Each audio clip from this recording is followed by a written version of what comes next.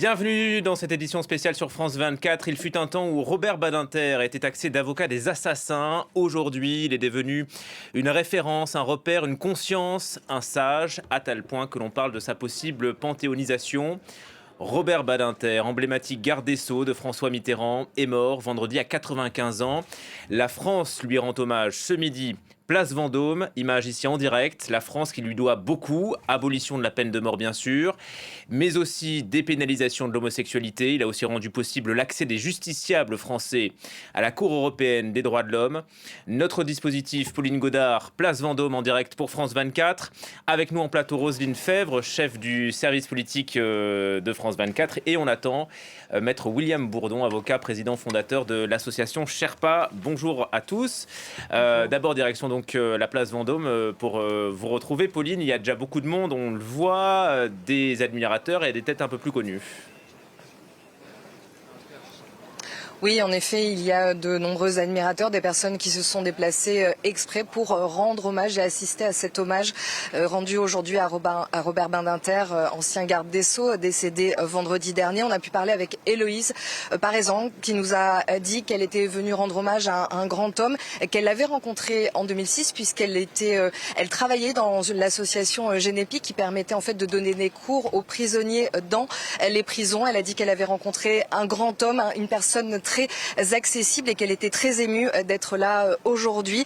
On a parlé aussi avec Danielle qui a fait 2 heures de train. Elle est venue exprès de Bourges pour rendre hommage, elle aussi, comme elle a dit, à ce grand homme. Elle espère que tout ce qu'il a défendu continuera dans l'avenir. Elle était aussi contente de voir qu'elle peut partager ce lien aujourd'hui avec toutes ces personnes et ne pas être seule finalement devant sa télévision. Heureuse aussi de voir que beaucoup de gens se sont déplacés aujourd'hui pour rendre cet hommage à Robert Badinter. On a pu parler aussi avec Marianne, une étudiante en droit, qui nous a dit qu'elle devait être là aujourd'hui, qu'elle se devait d'être là aujourd'hui. On a pu également rencontrer Jean Nincheric, qui a été producteur du téléfilm L'Abolition, qui s'est inspiré de 2 des livres de Robert Badinter, L'Abolition et l'Exécution. Il nous a raconté en fait que au début du tournage, Robert Badinter était venu voir Charles Berling, qui interprétait son rôle dans ce téléfim, et il lui avait donné sa robe et il voulait que Charles Berling joue avec sa robe dans ce téléfilm. Il nous a dit, ce producteur, qu'il était indispensable pour lui d'être là aujourd'hui et que bien sûr il était très peiné de la disparition de Robert Badinter. Ce que nous ont dit aussi d'autres personnes, c'est que il avait 95 ans, Robert Badinter, quand il est décédé, et que finalement on le croyait éternel, et que ça a été pour eux un choc d'apprendre sa mort. Alors il y a aussi de nombreuses personnalités, Gérard Larcher, le président du Sénat, Yael Braun-Pivet, la présidente de l'Assemblée nationale. On a vu de nombreux anciens premiers ministres comme Elisabeth Borne. On a vu aussi Lionel Jospin, Jean-Marc Ayrault, Manuel Valls, Laurent Fabius, le président du Conseil constitutionnel. Il faut rappeler que Robert Badinter a lui également été aussi président du Conseil constitutionnel. Clément Beaune, qui s'est exprimé et qui a expliqué que Robert Badinter devait inspirer aujourd'hui tous les Français. François Bayrou, qui s'est exprimé aussi, qui a dit que c'était un très grand garde des Sceaux, un très grand humaniste. Il respirait les valeurs qu'il portait. Et puis vous savez aussi qu'il y a cette polémique depuis que l'on sait que la famille Badinter a refusé que des membres du Rassemblement national soient ici, mais aussi des membres de la France insoumise. Alors aucune personne du Rassemblement national ne sera présente lors de cet hommage.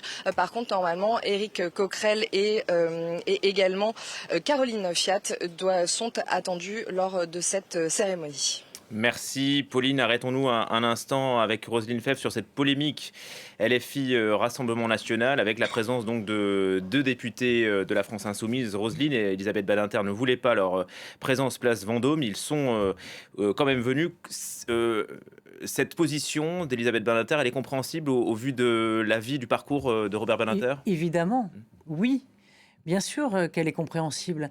Le rassemblement, pour parler du Rassemblement national, ça a été quand même les adversaires les plus virulents le père, et puis le Rassemblement national dans son essence, on va dire aujourd'hui, parce que même s'ils ont retiré la peine capitale de leur programme en 2017, on a quand même entendu Jordan Bardella dire que il était pour la perpétuité réelle. Donc on sent bien que c'est pas tout à fait digéré cette histoire.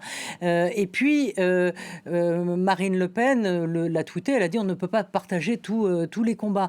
Donc je comprends tout à fait Elisabeth Badinter, hein, parce que rappelez-vous, c'était je crois en 83, sous les fenêtres de la place Vendôme, sous les fenêtres du garde des Sceaux, 2 policiers avaient été tués et l'extrême droite avait traité d'assassin le garde des Sceaux de l'époque, qui était maître Robert Badinter.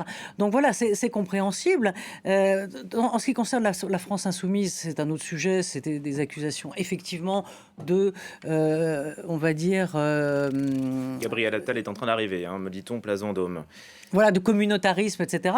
En fait, Badinter n'a jamais supporté le communautarisme de Jean-Luc Mélenchon, mais plus précisément, on va dire que le 7 octobre et la non-reconnaissance de groupes terroristes du Hamas n'a pas dû aider. Mais on peut voir aussi les choses et s'élever au-dessus de la polémique, si je puis dire, de prendre un peu de hauteur et de dire que si ces gens veulent venir, c'est-à-dire le Rassemblement national et LFI, c'est que, dans le fond, aux yeux de l'histoire, Robert Badinter, c'est sa grande victoire, avait raison. L'histoire lui a donné raison. Et le Rassemblement national a capitulé sur la peine de mort, même s'il y a une récup quand même, malgré tout, et que dans le fond, tout ça n'est pas digéré. Parce que quand on regarde l'IFOP, quand même, 2023, pardon, la peine de mort, chez 80% des sympathisants Rassemblement national, ils sont pour. Donc tout ça est quand même un peu évidemment de récupération. Il y a eu un progrès. Bonjour William Bourdon. Bonjour. Maître Bourdon, avocat pénaliste. Vous avez créé l'ONG Sherpa, spécialisée dans la défense des victimes des crimes économiques, l'affaire des biens mal acquis aussi. C'est vous, merci de participer à cet hommage national rendu à Robert Badinter. Roselyne nous parlait de ce revirement et de ce progrès autour de l'abolition de la peine de mort. C'est vrai que si on revient dans les années 81, la peine de mort, les Français y étaient largement favorables. C'est évidemment des grands acquis de Robert Badinter.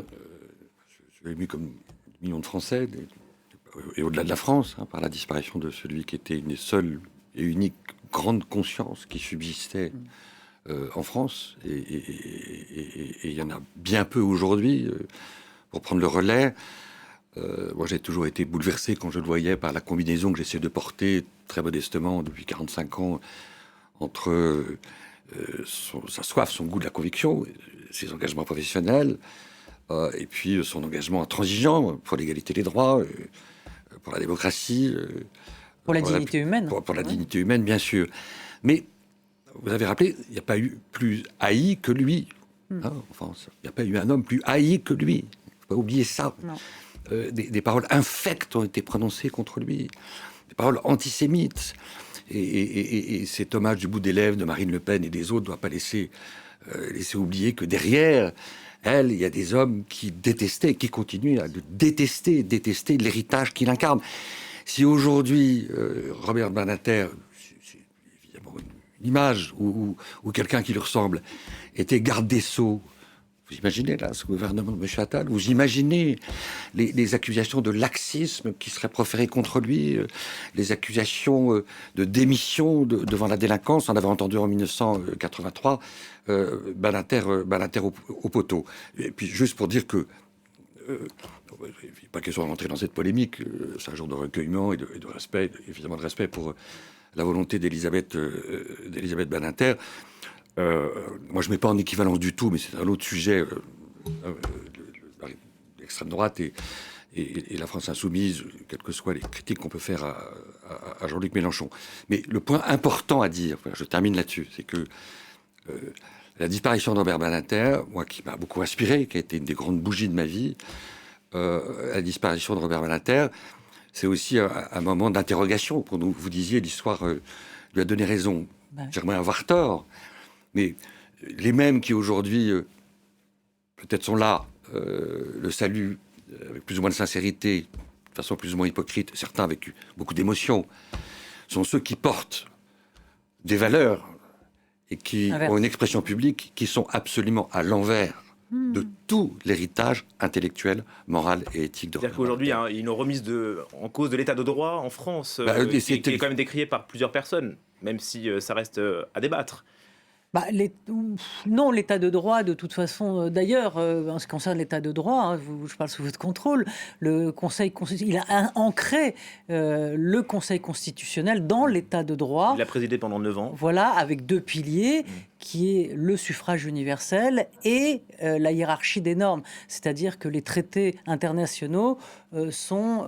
Absolument, c'est tout à fait exact. Et puis il avait amorcé la réflexion pour introduire ce que Nicolas Sarkozy a fait, une des seules choses, à mon avis, correctes qu'il ait fait, c'est-à-dire la question préalable de constitutionnalité, c'est-à-dire ce droit pour les citoyens de quereller la constitutionnalité d'un texte devant les juridictions. Ça, c'est même si la gauche, elle appuie aussi, d'ailleurs, parfois... La gauche n'a pas forcément été formidablement visionnaire sur cette question. Vous voyez que je suis œcuménique en tout point. Revenons peut-être sur le cœur de son combat. En tout cas, c'est ce que le grand public retient, l'abolition de la peine de mort.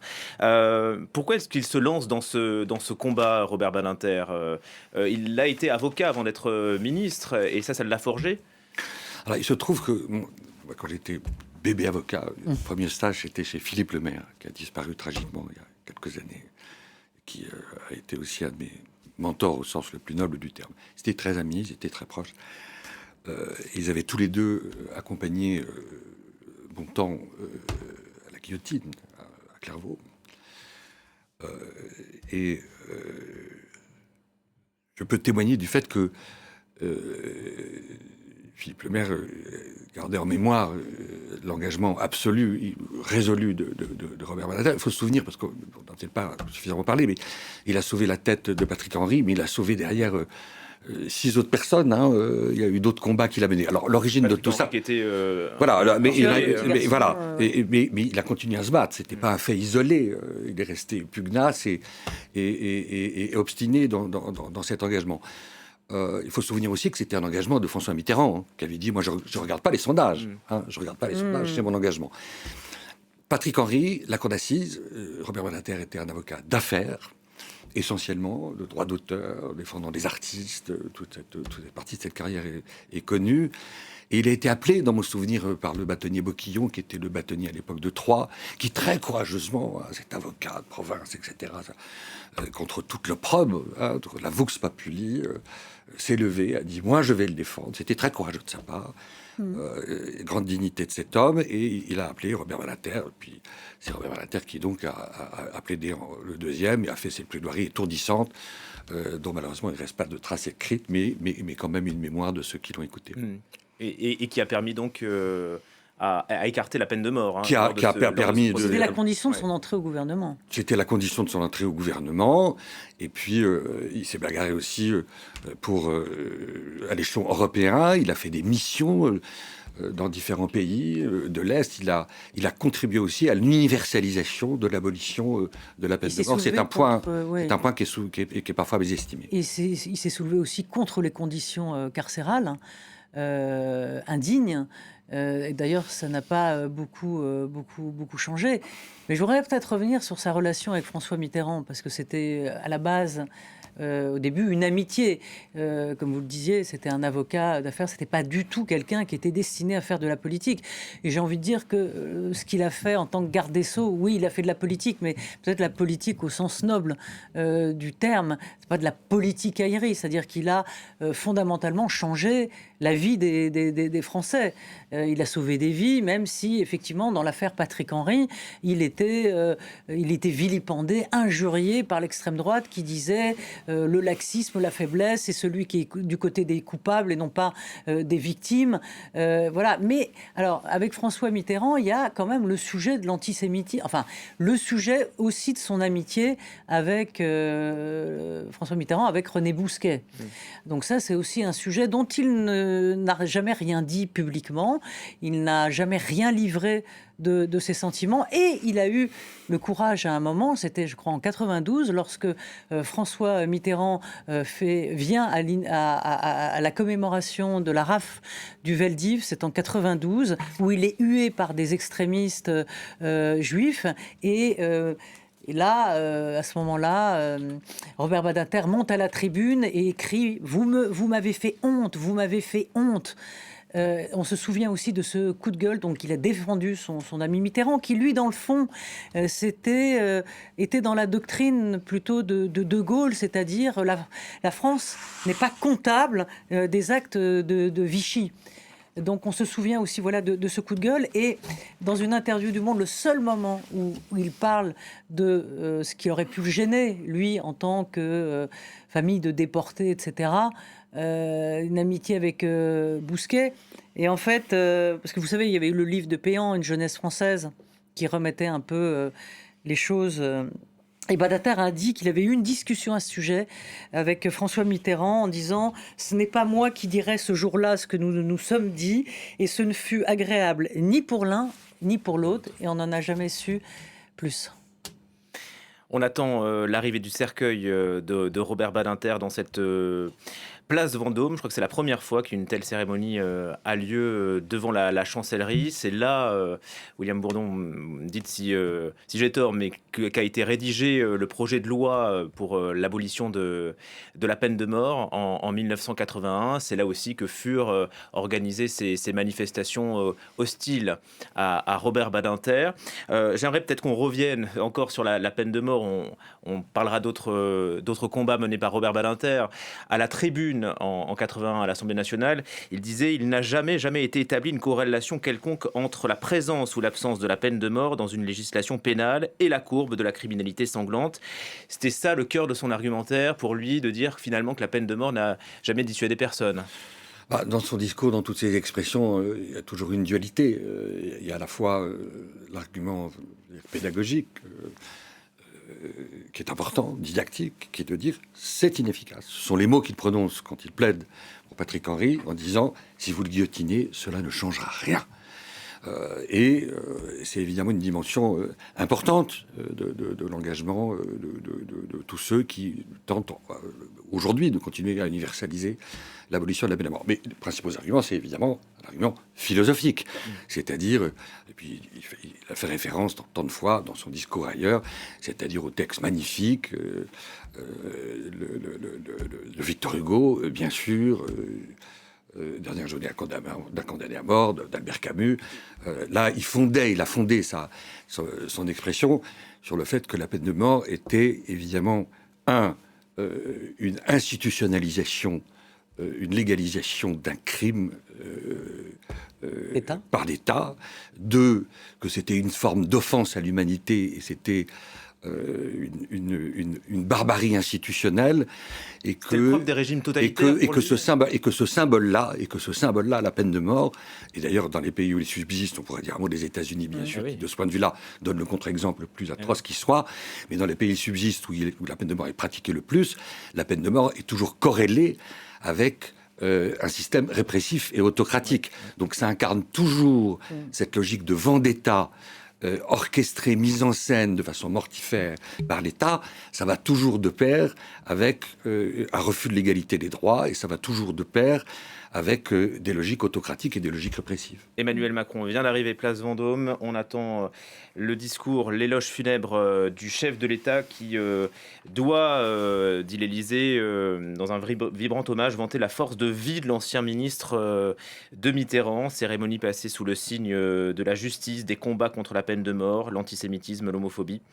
Le chef de l'État va également célébrer l'universalisme autour de Robert Badinter. 53 pays pratiquent encore dans le monde la peine de mort. Il croyait en l'abolition universelle, Robert Badinter, jusqu'à son dernier souffle. Il a lutté pour y Absolument, il croyait. Alors, je trouve que j'avais eu l'occasion de parler avec lui au moment de la guerre en ex-Yougoslavie, puisque peut-être était mésestimé, mais nous étions quelques-uns, et lui surtout, bien sûr, avoir l'intuition que la réponse au crime atroce commis à quelques heures d'avion pendant la guerre en ex-Yougoslavie devait être une justice mondialisée, qui était déjà un peu en filigrane d'un certain nombre de travaux. Il en a été un des initiateurs, avec Pierre Truche, formidable avocat général qui avait requis contre Klaus Barbie à la cour d'assises de Lyon. Et évidemment que dans les débats et dans les premières discussions qui ont eu lieu sur l'institution des tribunaux pour l'ex-Yougoslavie, il y a un certain nombre d'États qui ont tenté de monnayer leur accord pour ratifier ou soutenir l'élaboration de ce statut au fait que la peine de mort pouvait y être prévue. Alors, évidemment que c'était impensable, qu'une justice universelle se doit d'être exemplaire, et l'exemplarité supposait évidemment que la peine de mort ne puisse pas être envisagée. Donc oui, jusqu'au bout, ça a été l'immense et l'incroyable combat de sa vie. Je ne crois pas que dans l'histoire de la Ve République, il y ait de discours qui, de façon aussi exceptionnelle, reste comme ça, dans l'empreinte de nos mémoires collectives. J'invite tous les jeunes qui nous écoutent à l'écouter. Il est facile d'accès pour se nourrir de ce que ça veut dire la puissance de conviction. Oui. Discours et en plus suivi des actes et qui change la vie, comme vous le disiez, Roselyne. Oui. Il est question là de la panthéonisation aussi de Robert Badinter, peut-être dans le discours d'Emmanuel Macron. Oui, mais tout ça est d'une suite logique, comme Simone Veil, comme d'autres. Oh, vous restez avec nous. Oui, je dirais que ce qui caractérise, et ça c'est les mots de François Hollande, ce qui dans un article qu'il a fait, il a dit c'était le représentant de la dignité humaine. Et c'est vrai, dans le fond, c'est ça qui marque. Et j'ai rien de plus à ajouter ce qu'a dit brillamment Maître Bourdon. Et parfois, ça allait quand même, l'idée de la mort allait jusqu'au... Où là, on peut peut-être contester, chacun, ça c'est une intime conviction, mais sur l'euthanasie, puisqu'il disait tant que je serai vivant, Emmanuel Macron ne fera pas de loi sur l'euthanasie. Donc lui, c'était on ne donne pas la mort. Donc c'est effectivement un sujet philosophique intime. Le cercueil de Robert Badinter qui est en train de faire son entrée place Vendôme. Et il est applaudi par les quelques citoyens, quelques Français qui sont présents.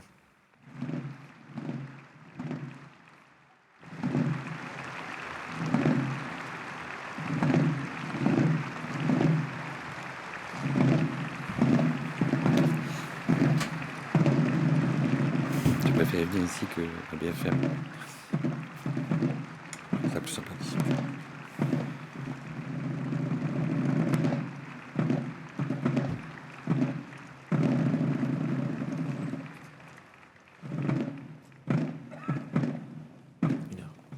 Une heure.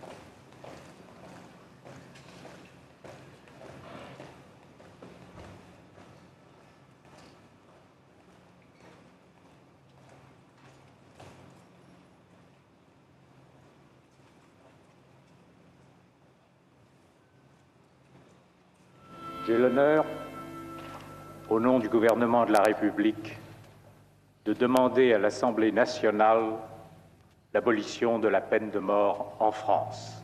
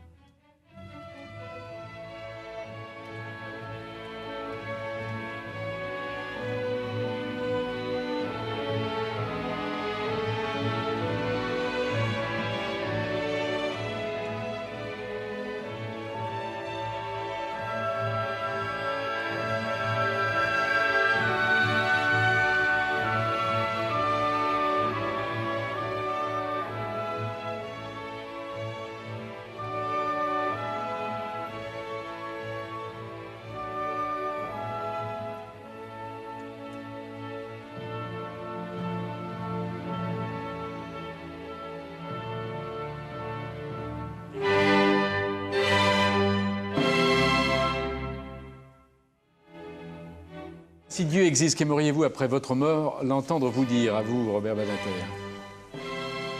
Badinter qui trône au centre de cette place Vendôme.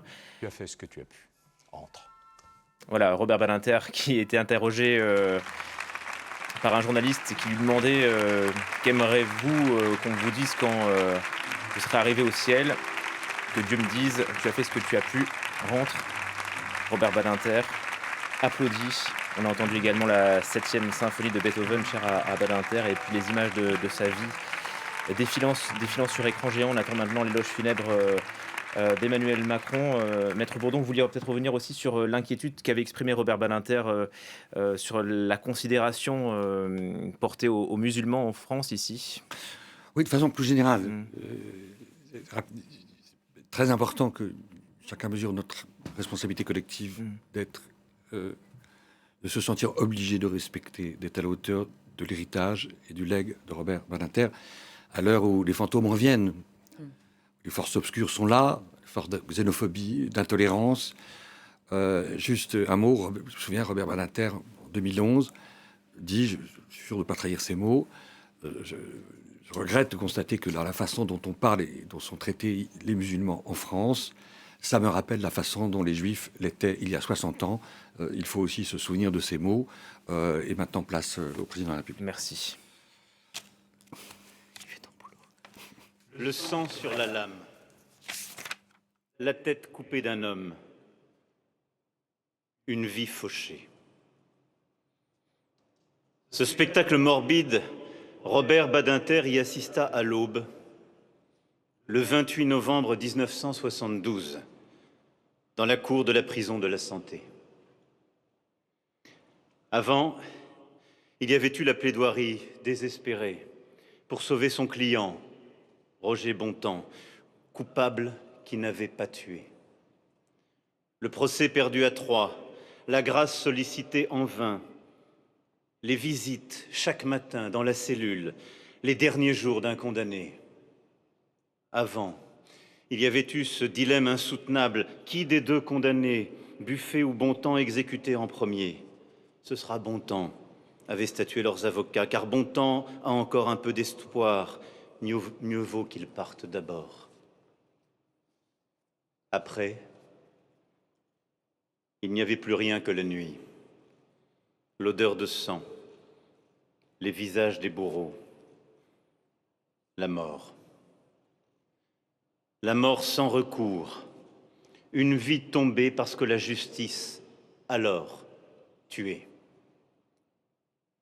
Son mentor, Maître Torres, l'avait prévenu jadis, « Tu deviendras vraiment un avocat après ta première mort de condamné. » Ce matin-là, à la Santé, c'est un couperet qui tranche aussi le destin de Robert Badinter.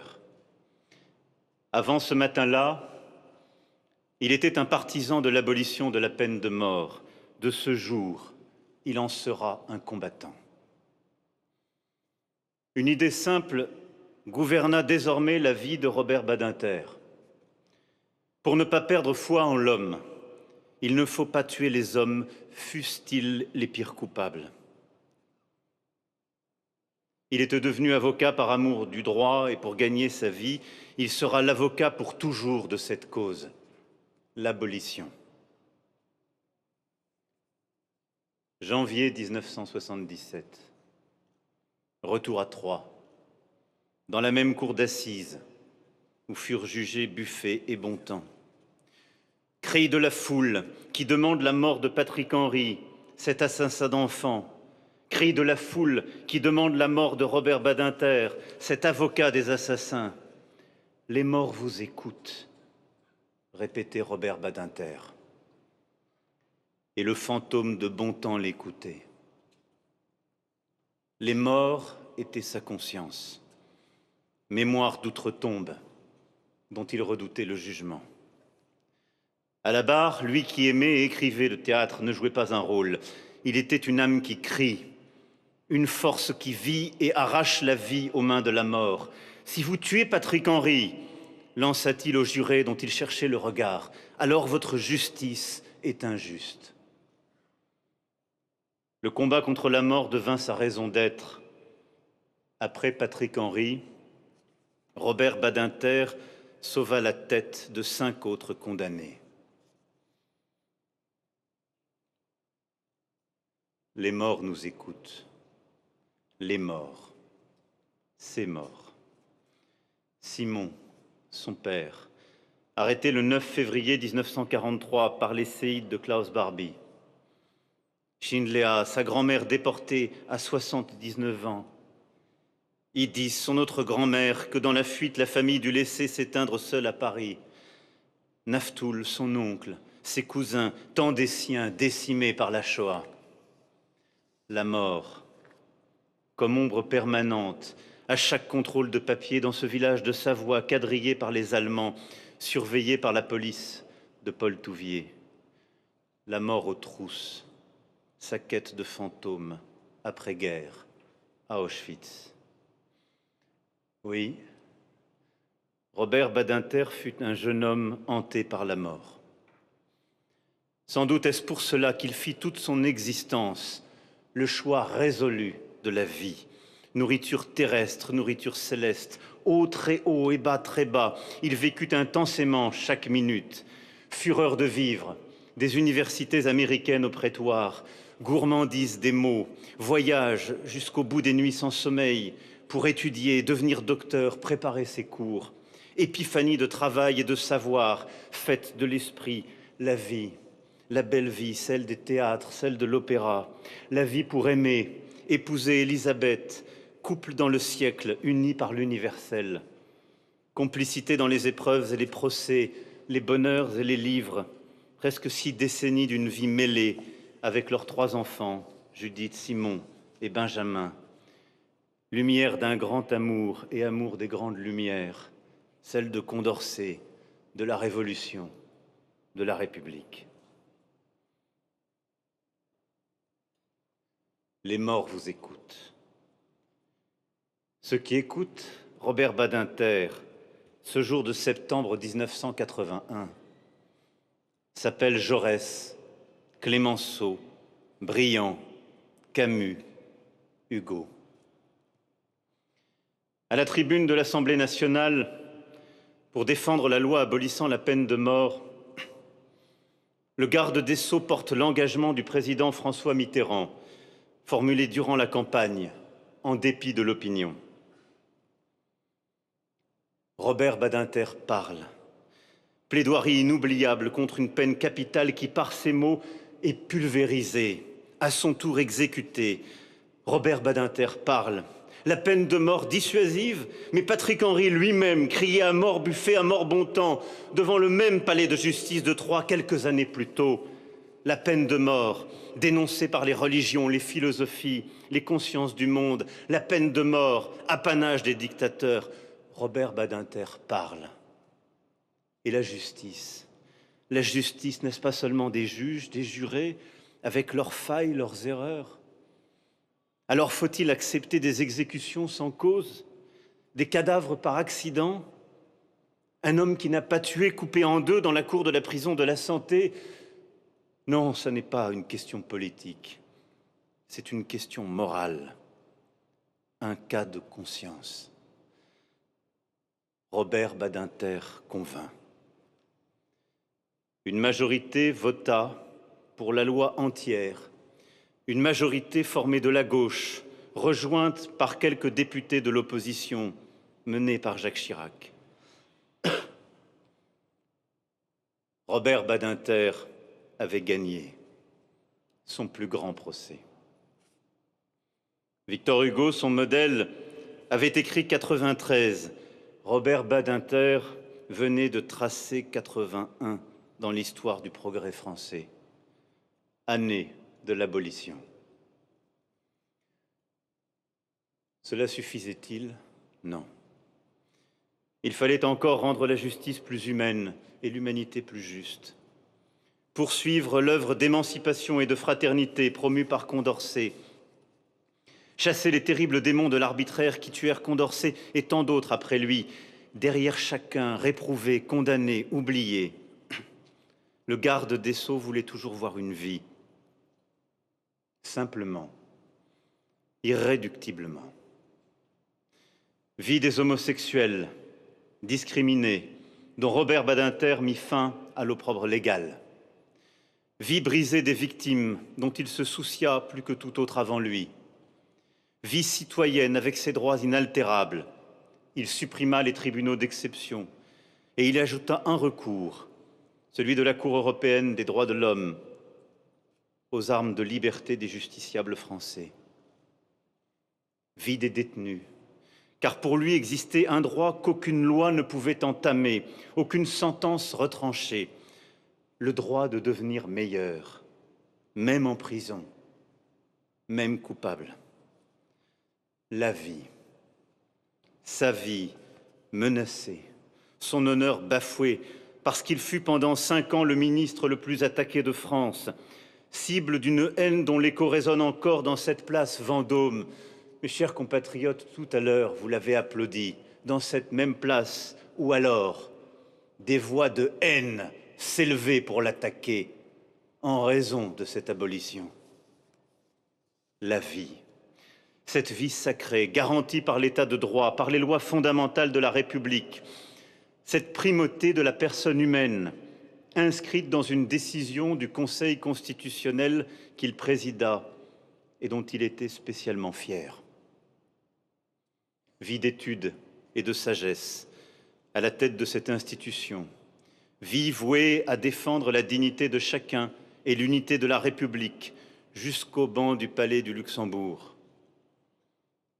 Protéger les vies, et qu'importe les frontières, vie brisée par les fers de l'histoire, arrachée par des assassins qu'il voulait voir jugés dans les cours internationales, vie au-delà de la France, sa patrie, lui qui aida tant de pays européens sortis de la dictature ou de la guerre à inventer leur constitution. Oui, Robert Badinter avait choisi la vie heureuse, la vie en République. Souvenir des rêves de ses parents, juifs de Bessarabie, pour qui la France se disait avec les mots de Zola et les paroles de la Marseillaise. Souvenir des vies héroïques de ces habitants de Cognien en Savoie qui savaient que les Badinter réfugiés là étaient juifs et ne dirent rien aux Allemands. Robert Badinter, la République fait homme. La vie contre la mort. Cette vie portée jusqu'à son dernier souffle. Cet élan de colère qui fustigeait le négationniste le traitant, lui, l'avocat, sur les bancs des accusés en mars 2017. Cette vie, la sienne, qui en changea tant d'autres, qui en inspira tant d'autres, qui en éclaira tant d'autres, lucides sur la chance qu'ils eurent de croiser un jour ce géant du siècle. Et à mon tour, je mesure cette chance. La vie plus sombre, depuis vendredi matin, pour nous tous, et pour les Français pleurant aujourd'hui sa force de colère, sa force de lumière qui nous grandissait tous. Les morts nous écoutent. Oui, les morts nous écoutent. Robert Badinter, vous nous écoutez désormais et vous nous regardez. Conscience morale que rien n'efface, pas même la mort, que le chagrin élève au rang d'exigence. Et vous nous quittez au moment où vos vieux adversaires, l'oubli et la haine, semblent comme s'avancer à nouveau.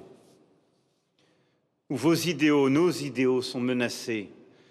L'universel qui fait toutes les vies égales, l'état de droit qui protège les vies libres, la mémoire qui se souvient de toutes les vies. Alors nous faisons aujourd'hui le serment, je fais le serment, d'être fidèle à votre enseignement et votre engagement. Fidèle. Et vous pourrez écouter nos voix couvrir celles des antisémites, des négationnistes, comme votre voix couvrait la leur, les réduisait au silence. Fidèle. Et vous pourrez écouter des audiences, des plaidoiries, des lectures de jugement, cœur vibrant de l'état de droit si souvent remis en cause au moment où vous partez, fidèle, pour que vous puissiez écouter un jour Quand le Parlement du dernier pays pratiquant la peine de mort dira « elle est abolie », mettant le point final à notre combat désormais universel, nous serons fidèles. Pour ceux qui ont été tués, pour ceux qui n'avaient pas tué, pour tous vos morts et pour ceux qu'il faut sauver. Pour Simon, pour Idis, pour Shinléa, pour Naftoul, nous serons fidèles. Pour cette part d'humanité qui fut si longtemps oubliée dans le siècle et demeure si fragile, nous serons fidèles.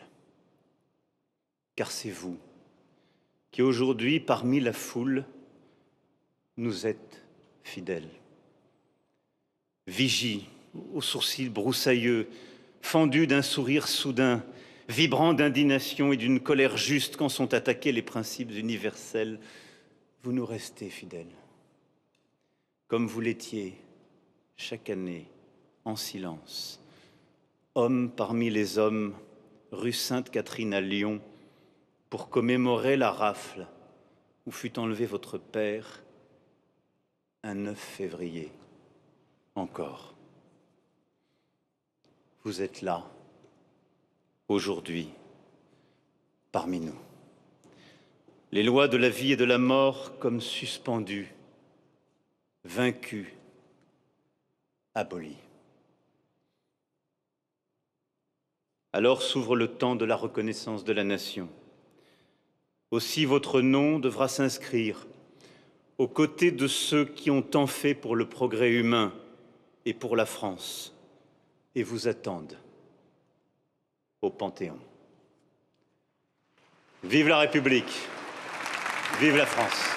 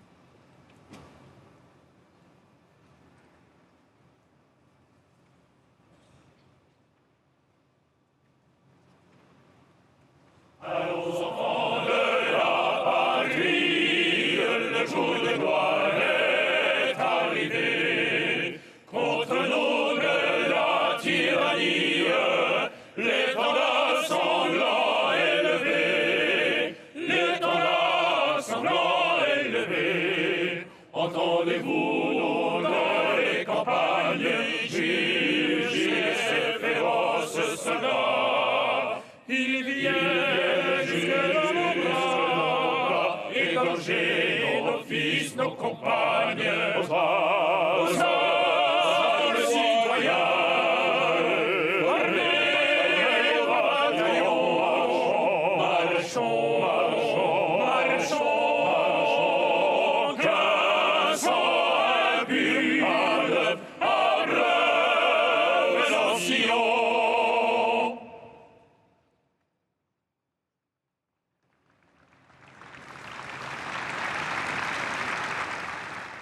Robert Badinter, votre nom devra s'inscrire au Panthéon. Les mots d'Emmanuel Macron qui a prononcé l'éloge funèbre à l'ancien garde des Sceaux, père de l'abolition de la peine de mort en 1981, disparu vendredi à 95 ans. Il a décrit un homme qui a finalement gardé foi en l'homme jusqu'au bout. Il prôna le droit de devenir meilleur, même en prison. Il a répété plusieurs fois « Les morts vous écoutent, les morts nous écoutent ». Maître Bourdon, les morts étaient sa conscience, a dit Emmanuel Macron, mais il avait choisi la vie. Il avait également cette phrase « Une force qui vit et arrache la vie aux mains de la mort ». La vie plus forte que la mort Oui, la vie plus forte que la mort et être des dignes héritiers de la parole des morts, écouter ce qu'ils nous disent. Écouter jusqu'à la fin de notre vie ce que disait Robert Badinter. C'était une cérémonie très émouvante. Le président de la République a fait une très belle oraison, il faut le dire, avec des moments très puissants, très forts. C'est indiscutablement un de ses très grands talents. Pas de doute là-dessus. Maintenant, il l'a dit aussi, comment pouvait-il ne pas le dire, comme une espèce de mise en garde à l'égard de qui? Pour qui? De mise en garde en disant attention, certains des idéaux incarnés par Robert Badinter, c'est bien ça, écouter les morts et être fidèle à son héritage, sont menacés.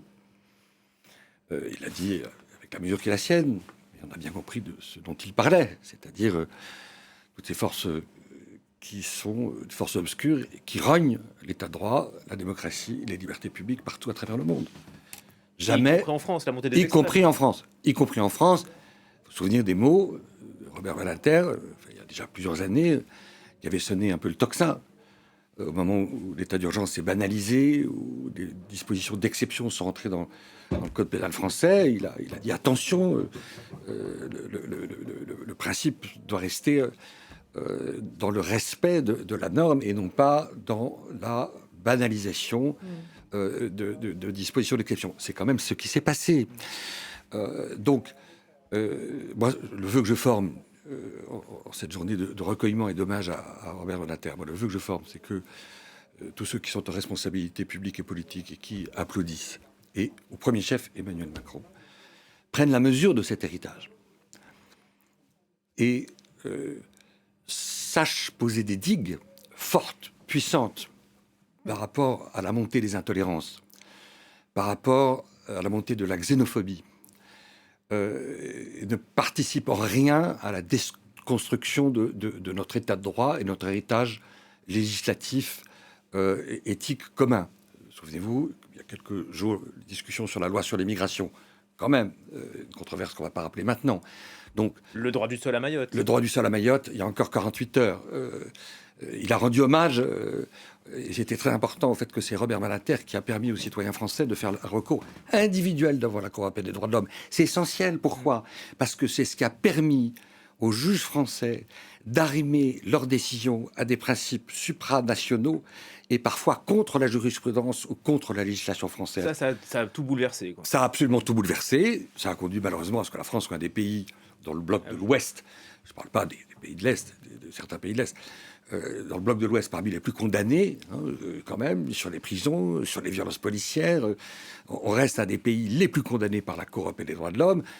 Et j'espère que M. Darmanin aura bien entendu ce discours et évitera la prochaine fois qu'il expulsera, qu'il aura la tentation d'expulser, c'était il y a quelques semaines un Ouzbek, se dispensera de dire qu'il n'en a rien à faire des dispositions de la Cour européenne des droits de l'homme. Voilà, quand même. Donc Et c'est ça, c'est un discours, et c'est un positionnement, un choix qui s'étend en Europe, finalement. Passer outre les décisions. Il y a une espèce de contamination, une espèce de nivellement par le bas dans l'expression publique, qui est palpable. Il ne s'agit pas d'être complotiste, il ne s'agit pas il s'agit pas de perdre notre devoir qui est celui d'exercer en permanence vigilance et nuance. Ce qu'il faut savoir, c'est que comprendre, oui. c'est que tout est réversible en vérité. Tout est réversible. Et c'est bien pour ça. Que Dieu et les morts vous entendent. Oui. Non, mais on croit que les choses sont acquises. Vous regardez les États-Unis, aussi dans la regardez les Constitution, par États-Unis avec les juges de la Cour suprême, Sur regardez la l'avortement, Pologne, etc. Bon, avant... voilà, c'est que aujourd'hui, notre état de droit, oui, peut être menacé. Vous ne savez pas dans quelle main va tomber le pouvoir. Et c'est bien pour ça que, d'ailleurs, la droite a encore un train de retard, sur l'IVG, inscrire le droit à l'avortement dans la Constitution. Et je trouve que là encore, les sénateurs de droite, puisque en l'occurrence ce sont les sénateurs qui bloquent, ça fait partie, je trouve, du train de l'histoire qu'il ne faut pas rater. Effectivement, c'est ce que dit Emmanuel Macron très joliment, les morts nous écoutent, il l'a dit plusieurs fois. Et effectivement, vous avez raison, c'est un avertissement. Et puis, au-delà de ça, il nous fait un peu du Mitterrand sur les forces de l'esprit. C'est-à-dire que la vie, la mort, dans le fond, la frontière, est-ce que c'est pas la pièce d'à côté, la mort?